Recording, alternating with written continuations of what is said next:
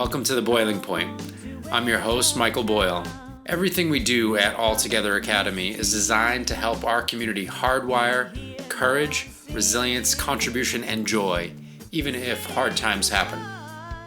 My goal for this podcast is to leave you feeling inspired and empowered with practical, perhaps even profound ideas and tools to make your life a place worth loving. If you'd like to go deeper and explore a complete and traversable path with maps, tools, instructions, camaraderie, and support all in one place, you can join the Joyful Excellence Mastermind Community, where for a fraction of the cost of typical therapy, you can get so much more. Or you can sign up for our free newsletter, check out our blogs and books, take the 30-day reset from surviving to thriving, all by visiting the All Together Academy website. Please enjoy this free episode and reach out with any questions or requests for me to speak on certain topics here or to an audience near you. Love to all. Together we thrive. Wake the lion in the lair. Set the bird free from the cage. How to find joy even if you have a hole in your bucket. Now, this is the first podcast that I've ever done. And we're going with the concept here of a minimally viable product, which means we're getting it out there, we're getting the ball rolling, we're focusing on momentum, understanding that we're going to refine and optimize along the way, everything from microphone quality to background noises to scripts and all that good stuff. So thank you for your patience. Thank you for being here. It's really just kind of humbling and amazing and exciting that people would listen. And I do think I have something unique and valuable to share. And so I'm glad to be here. One of the things that inspired me recently and actually resulted in the name of this podcast is I was talking to someone that I've worked with in the past. In my executive coaching business, I work with people one-on-one. Particularly in my one-on-one work, I work with high-achieving people that are change makers. So I was talking with a gentleman who has a very creative mind and is a very savvy business person. He's a venture capitalist and owns a number of businesses. And he was giving me kind of his sincere thoughts about my journey, and he knows a good bit about my story. He certainly knows about my work as we have worked together in the past, and he's signing up actually for another chapter of work together. And what he said to me was really inspiring. He said, Mike, you should leverage it. Your story has always been relatable, and your story has always been inspiring.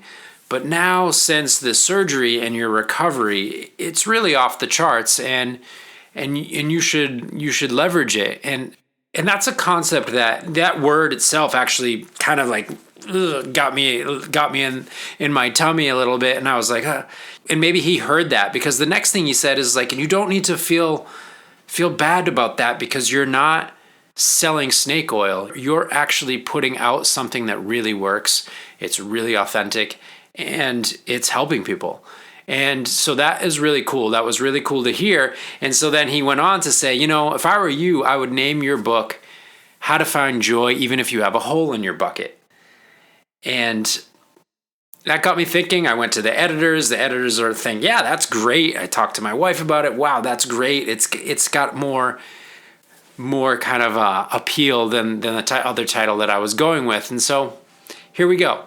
Now I'm doing a podcast about how to find joy even though you have holes in your bucket. And what do I mean by holes in the bucket? Well, what he was referring to with me is literally for 23 years, more than half of my life, the entire duration of my marriage and my children even knowing me, I had, unknown to any of us, a hole in the center of my body.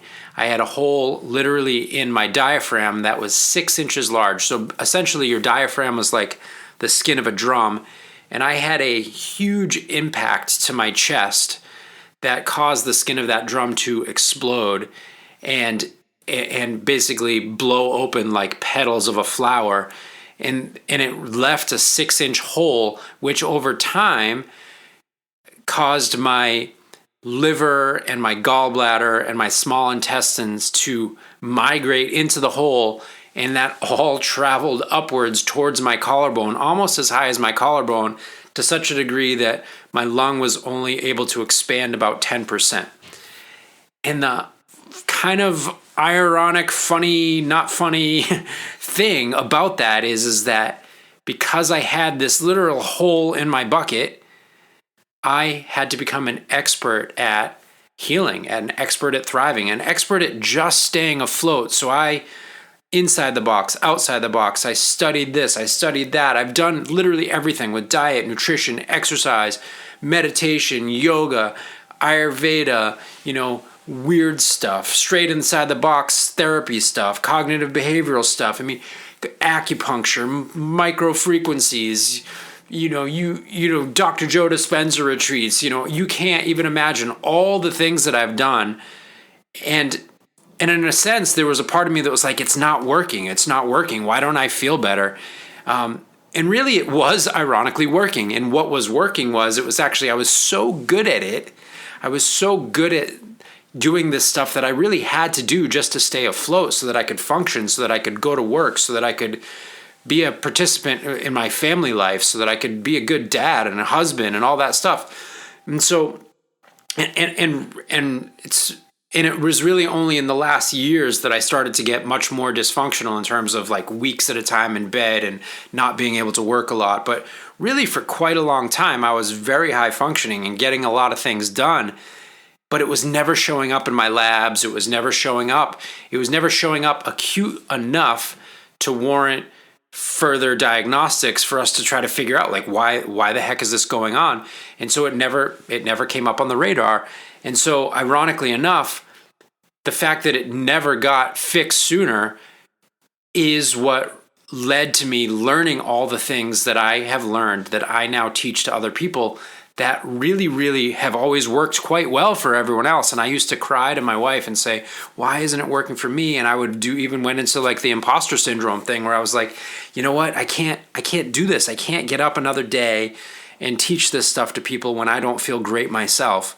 And she would say to me, but look at the testimonials, look at the improvements, look at all the things that you hear back from people and people's lives improving and their marriages, being rescued and their kids thriving and all these things, and the ripple effect on their lives and on their business lives and on their careers and on their impact in the world and on their finances and on their health and on their longevity. And so all these things, she's like, you can't stop doing it. You have to do it. You have to keep doing it. We don't know why exactly you don't feel as so great, but it's helping them. So, and it lights you up when you do it. So it's also helping you. So ultimately I would do it. I would keep doing it, but I still had this nagging kind of imposter syndrome. And then this summer we found out. I was in a meditation retreat in New Mexico, and where we lived for a long time in the Taos area. I was studying with my mentor, who I've studied with for a very long time. And I was deep in a state of meditation, ironically enough, where I felt a stabbing pain in my abdomen. And it was so intense that I spoke to him about it. I spoke to my wife about it, and everyone's, yeah, you got to go get that checked out. Maybe that's appendicitis but I hadn't felt an acute pain like that ever. And this has been going on. And, we now think, for all logical evidence points to, had been going on since the ski accident in 2001. And so for 23 years, I never felt such acute searing pain. And so I look at it kind of as a type of grace, a type of almost miraculous or maybe I was just so deeply relaxed that I was able to actually feel what was going on at such a deep level in my body. And I felt this extreme acute pain, and it resulted in me going to the hospital. And I got a CAT scan thinking we were going to find kidney stones or maybe something like appendicitis. And the doctor came out and was like, well, no kidney stones, no appendicitis, but do you know that you have a 6-inch hole in your diaphragm and your liver's like up by your gallbladder? Your liver's up by your collarbone? I was like, whoops. And I had no idea. Honestly, I had no idea. I was totally surprised. I was totally shocked. And I was even very naive still, because I was still living life. Most people that didn't really know behind the scenes in my home, like my wife and my children knew, Most people didn't know how sick I was, and and I didn't know. I had no idea how difficult the surgery was ahead of me. So I was kind of like, oh, it's a hernia. Like, great, no big deal. Like, people get hernias all the time. Well, this was not a normal hernia. This was not a normal surgery. And I'm not going to go into the whole surgery story. That is really another tale for another time.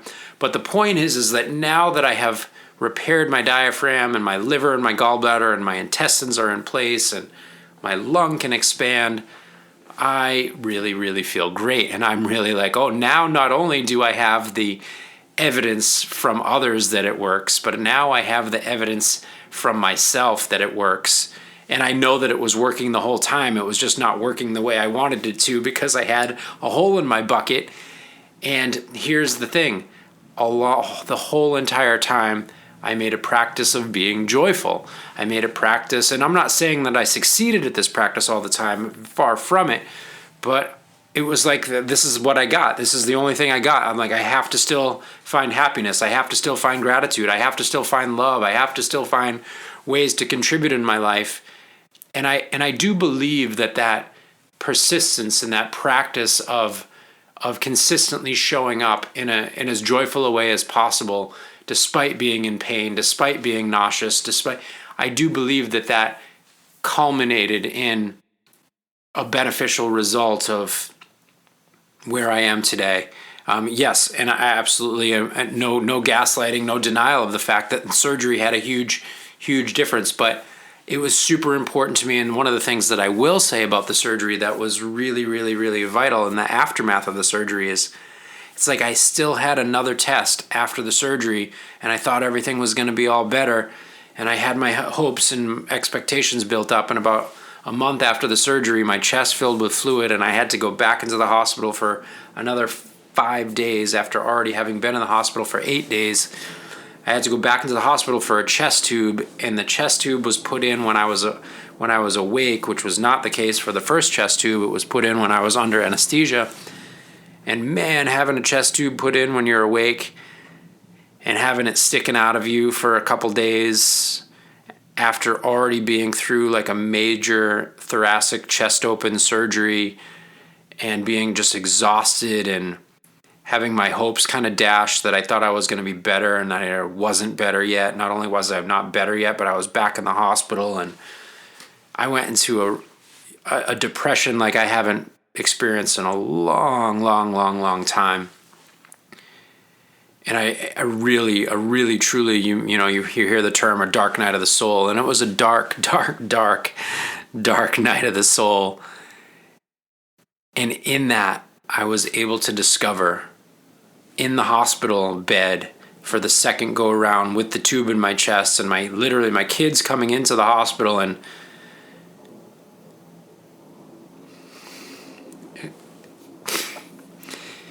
spoon feeding me because I didn't even have the strength to lift up a fork. And I discovered one night in the hospital there, but by myself and scared and alone and chest tube and all that, whatever, you guys get it. Sorry, I'm a little choked up. I found joy. That was beyond circumstance.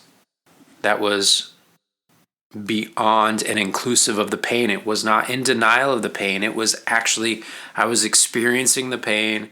I was experiencing the loneliness. I was experiencing the worries about the future.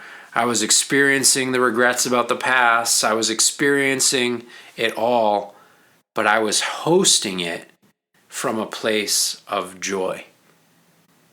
I know that doesn't totally make sense, and this is definitely paradoxical. And I had heard about this in my meditation training, in my spiritual development work, that there is a place inside of us where we can be in a state of lucid consciousness that is almost like when we're awake. It's almost like when you're dreaming and you know that you're dreaming and you're not affected by the dream, but the dream is still going on fully.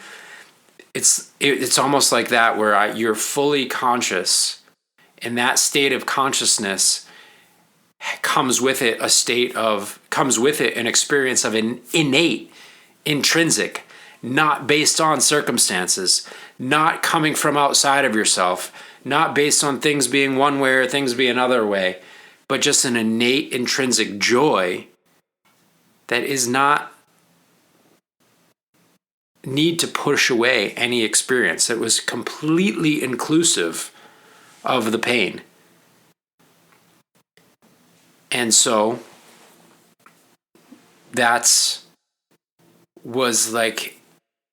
felt like that was like, by all means, not the only test for the rest of my life, but it felt like that was something that I had read about, something that I had understood intellectually, but I hadn't really fully experienced that.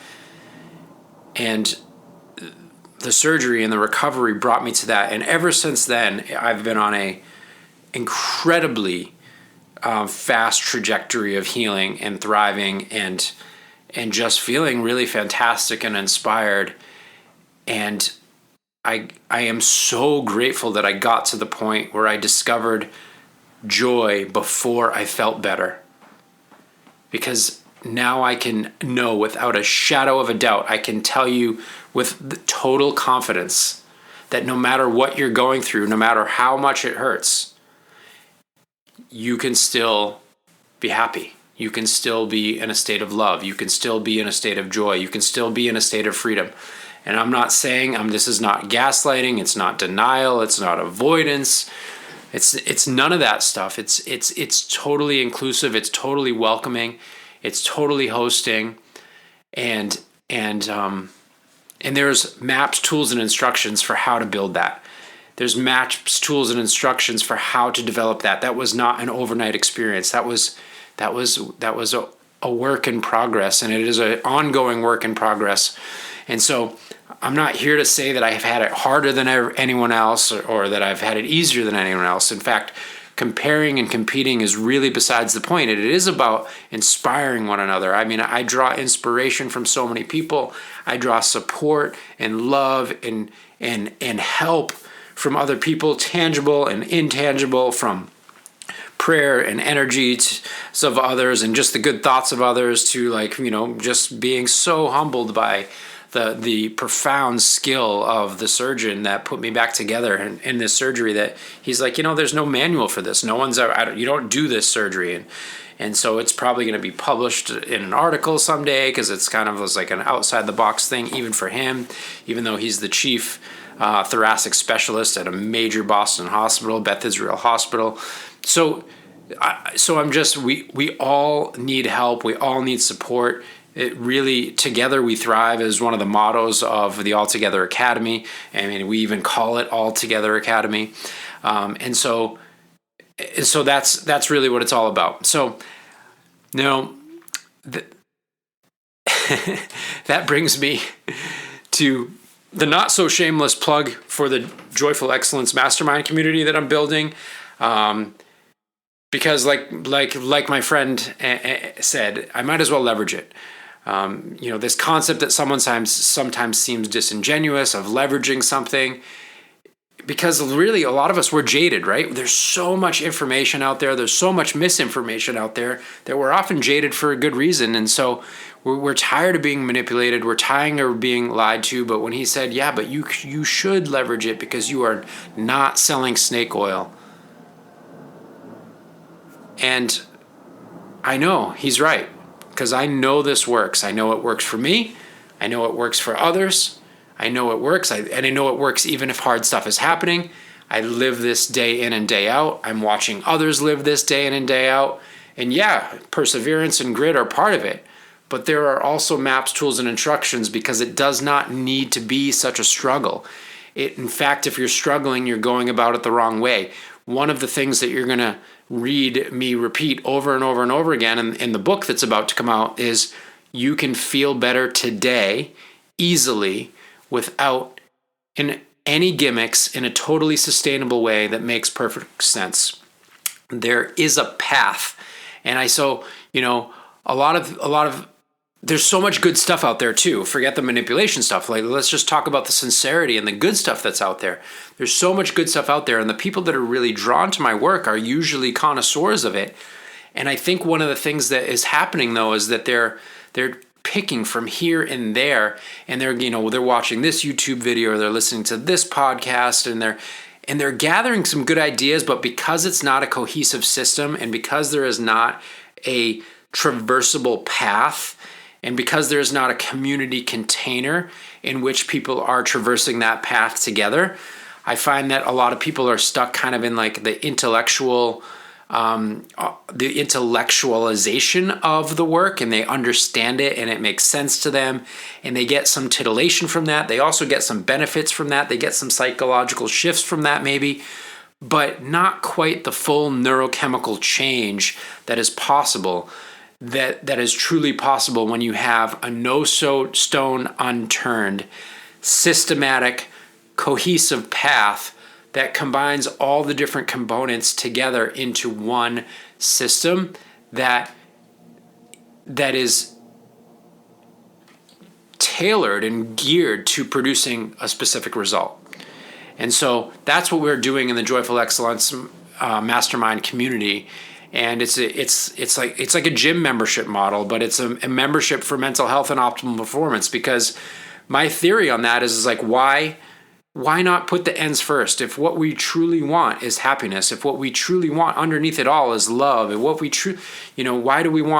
why do we want money? We want it to feel safe. We want freedom. Why do we want the relationship? We want to feel love. Why do we want the new job? We want to feel inspired. Why do what we want underneath the things that we are pursuing is the real gold.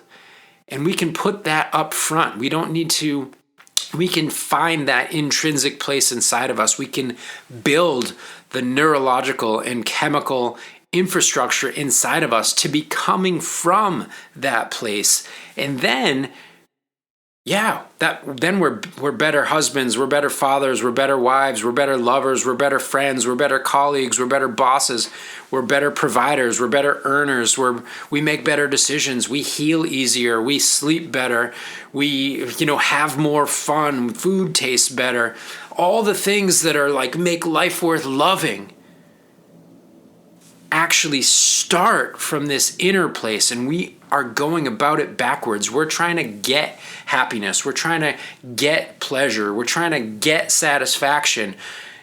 And it's backwards, because when we're trying to get, we're actually automatically in a state of lack. We're in a state of I don't have it.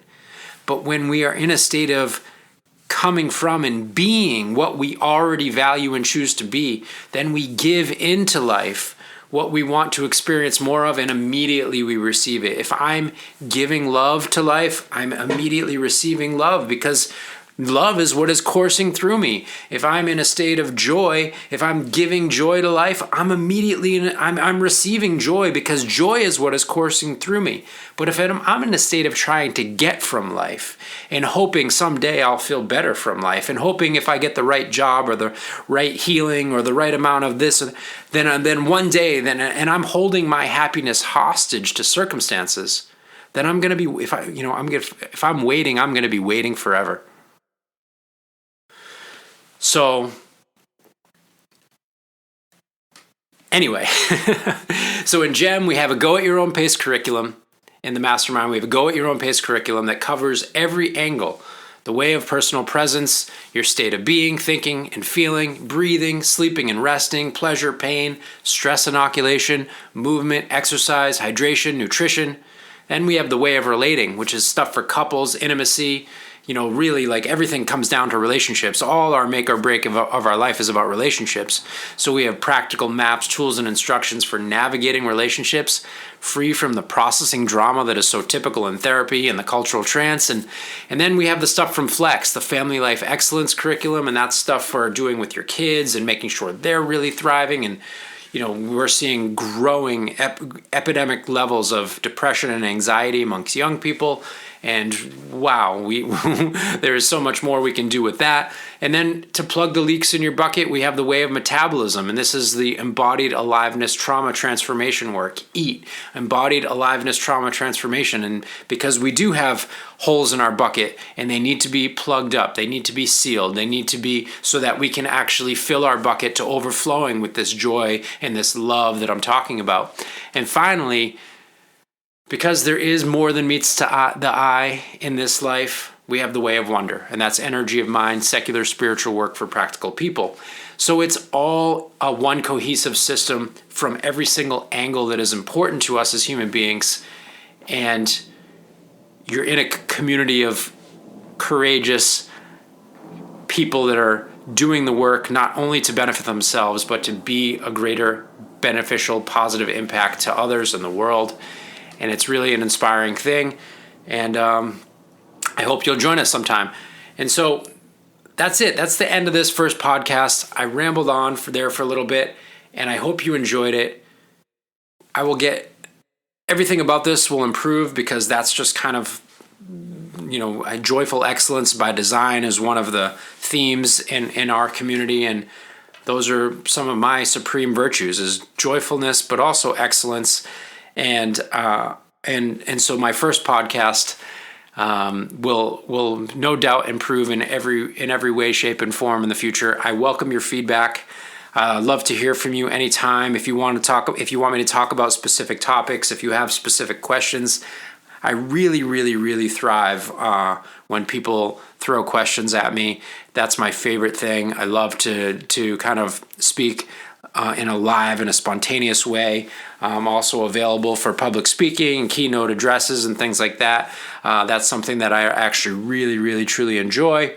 So lots going on in the Altogether Academy, and feel free to check us out at altogether.academy. Again, all is in ALL, Awareness Loving Life, together.academy. So it's not a regular .com, it's www.alltogether.academy.